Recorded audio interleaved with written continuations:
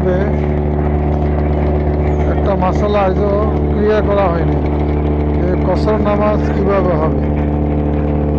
কেউ 4 রাকাত পড়ে, কেউ 2 রাকাত পড়ে, সঠিক তথ্যটি কেউ দিচ্ছে না এবং কেউ বলছে না। মুসলিমরা নামাজ পড়ে, ইমাম সাহেব 2 রাকাত পড়লে 2 রাকাতে পড়ে, ইমাম 4 রাকাত পড়লে 4 রাকাতই পড়ে। তো আমি যতটুকু জানি ওলামাদের মুখের কথা যে আপনি ঘর থেকে বাইরে এসেছেন, আপনার সফর শুরু, যদি সেটা আপনার সফরের আওতায় হয়। আপনি ঘর থেকে বাইরে এসেছেন, আপনি যদি আপনার গ্রামের শেষ পাতে দেবেন আমাদের রক্ত হয়ে যায়, ওইটা আপনার কসর হবে, এটুকুই জানি। ওলামা এবং সঠিক ওলামারা এইভাবেই বলতেছে।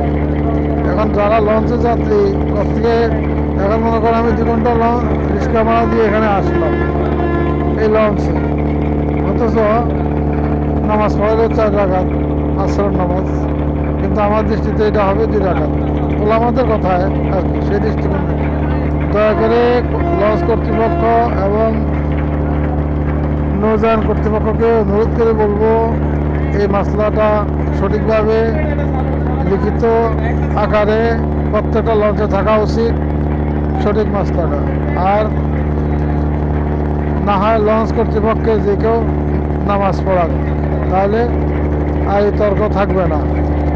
ধন্যবাদ